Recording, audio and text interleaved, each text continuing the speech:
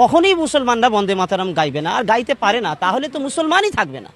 এটা জানতে হবে আমাদের। কারণ হচ্ছে বন্দে বন্দনা করা, মাতারাম অর্থাৎ এই ভারতের মাটিকে বন্দনা করা। আমরা মাটিকে বন্দনা করি না, আমরা মালিক আল্লাহকে বন্দনা করি।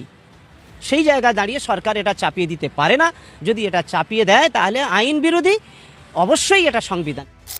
হ্যাঁ, আপনি একদম ঠিকই বলেছেন। মাদ্রাসায় কখনো দেশভক্তি নিয়ে কোনো কথা হয় না। মাদ্রাসায় তো কথা হয় টেরোরিজমকে কি করে হাইপার অ্যাক্টিভ করা যায়, কি করে কটা মানুষকে মারা যায়, কি করে কটা হিন্দুকে মারা যায়, এইগুলোই তো আপনাদের ধর্মে শেখানো হয়। না হলে যেই দেশে বড় হয়েছেন, যেই দেশে খাচ্ছেন পড়ছেন, যেই দেশ আপনাকে খাবার দিচ্ছে, সেই দেশের মাকে, সেই দেশের মাটিকে ভালোবাসতে আপনাদের এত সংকোচ বোধ কি করে আসে, আপনাদের এত দ্বিধাবোধ কি করে আসে? এরপরেও অনেক মুসলিম ভাই বোন এসে বলবে যে আপনি এত হিন্দু মুসলিম কেন করেন? আরে ভাই, যেই দেশেরই নয় সে আর কারোরই হতে পারে না, সে হিন্দু হোক, মুসলিম হোক, খ্রিস্টান হোক, যাই হোক না কেন। আমাদের মাননীয় সরকারের উচিত এই সমস্ত অ্যান্টি ন্যাশনালিস্টদেরকে ঘাট ধাক্কা দিয়ে দেশ থেকে বার করে দেওয়া।